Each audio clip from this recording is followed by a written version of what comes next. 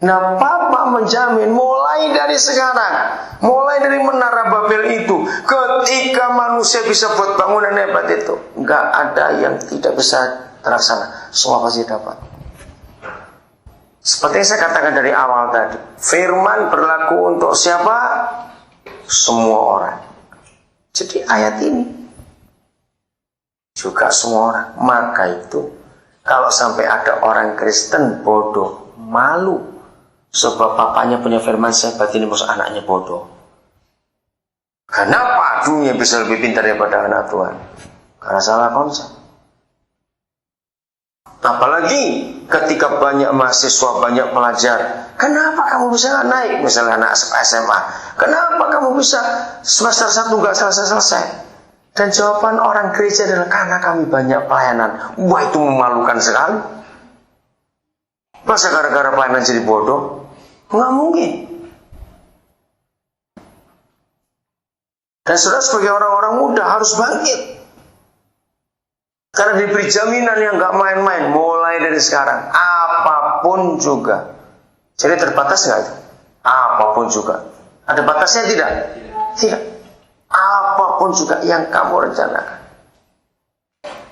Tidak ada yang tidak dapat terlaksana. Semua pasti jadi. Wih, hebat sekali. Maka kita ayo bangkit. Itulah Papa kita dalam hidup manusia.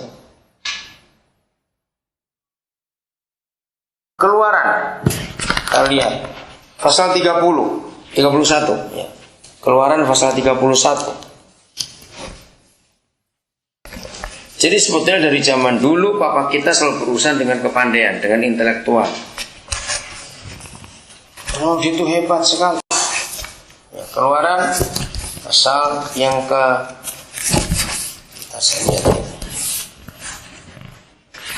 pasal yang ke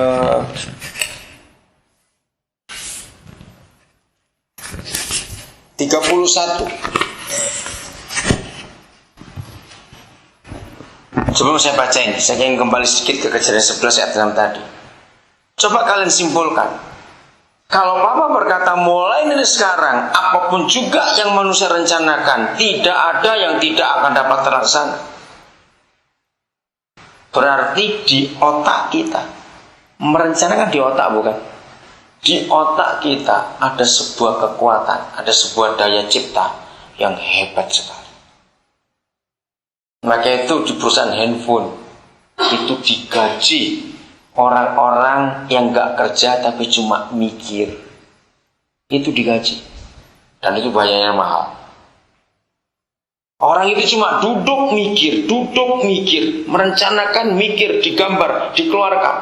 Orang lainnya buat. Terus begitu. Di perusahaan-perusahaan mobil juga begitu.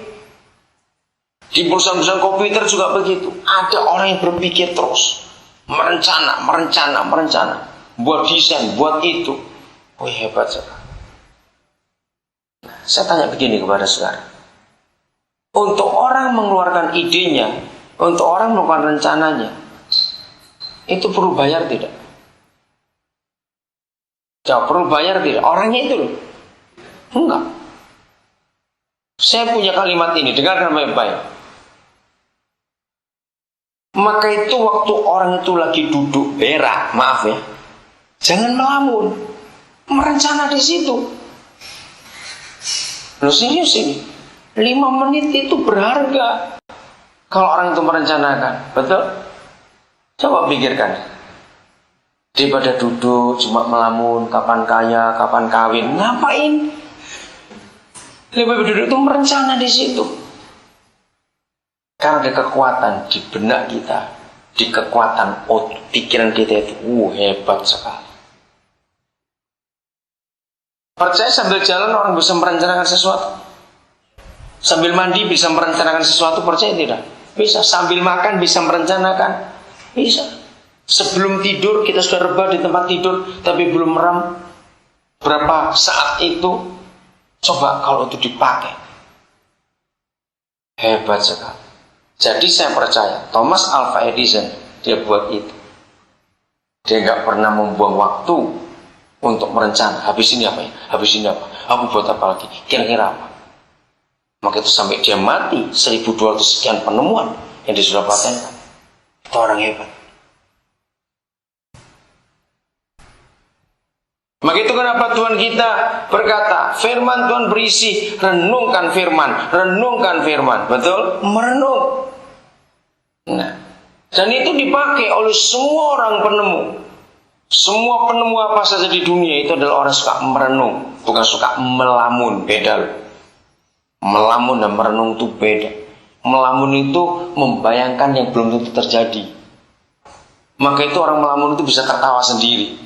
Karena buat dia lucu juga ya, aku ngapain begini. Tapi merenung tidak. Dia ingin mencapai sesuatu dalam hidup. Jadi kekuatan merenung itu biasa saja. Ingat ya. Pasal 31 kitab Keluaran. Saya akan bacakan. Ayat 1 mulai. Ya, ayat 1. Berfirmanlah Yahweh kepada Musa. Lihat, Musa ditunjukkan. Lihat Musa, telah kutunjuk Besaliel bin Uri bin Hur dari suku Yehuda. Telah kutunjuk. Jadi dipilih atau tidak oleh Bapa di surga? Dipilih. Dan Tuhan memberitahu kepada Musa. Dan telah kupenuhi. Nah, telah kupenuhi dia dengan roh Tuhan. Yang kedua dipenuhi dengan apa? Keahlian. Yang ketiga dipenuhi dengan apa? Pengertian. Yang keempat dipenuhi dengan apa? Pengetahuan. Garis bawahi. Jadi kalau begitu Besaliel ini perlu sekolah atau tidak? Jawab coba. Dia perlu sekolah atau tidak? Enggak. Gak usah ragu-ragu jawabannya. Karena Tuhan yang memenuhi dia. Hebat sekali. Dipenuhi dengan rohnya sendiri, dan keahlian, dengan pengertian, dengan pengetahuan, sehingga dalam segala apa? Baca ayat 3. Dalam segala macam pekerjaan, segala macam pekerjaan. Oh, hebat sekali. Jadi dalam hidup kita ini orang-orang hebat. Lagi sekali gak ada orang bodoh di dunia, orang malas yang banyak. Karena di otak kita, di benak kita ada kekuatan yang luar biasa untuk merencana.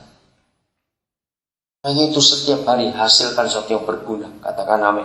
Untuk hidup, untuk kemanusiaan. Setiap hari. Ayat 4. Untuk membuat berbagai rancangan. Nah, ada kata rancangan. Berarti planning. Berarti rencana. Ayat 4 di pasal 31. Untuk membuat berbagai rancangan supaya dikerjakan dari emas, perak, dan tembaga. Belum selesai. Untuk mengasah batu permata supaya ditata. Untuk mengukir kayu dan untuk bekerja dalam segala macam pekerjaan. Diulang lagi. Oh, hebat sekali. Nata berlian batu permata bisa, ngukir bisa, pahat bisa, semuanya emas, perak dia bisa kerjakan. Segala macam. Inilah Tuhan kita terhadap manusia itu. Ayat 6 orang lain lagi. Juga aku telah menetapkan. Ada SK. Ingat tadi Yeremia ayat 5. Aku telah menetapkan di sampingnya Aholiab bin Ahisamak dari suku Dan. Dalam hati setiap siapa? Seorang siapa? Ahli. Dengar.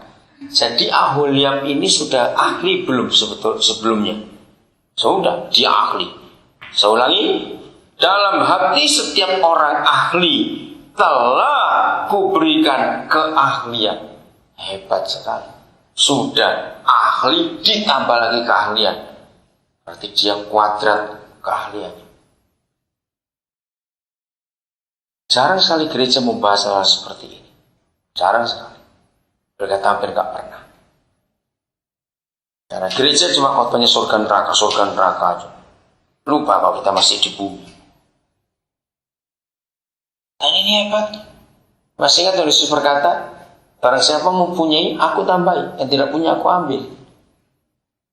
Jadi kalau ada orang sudah pintar karena dia belajar, begitu dia takut Tuhan, Tuhan tambah lagi kepintaran. Dan ini buktinya.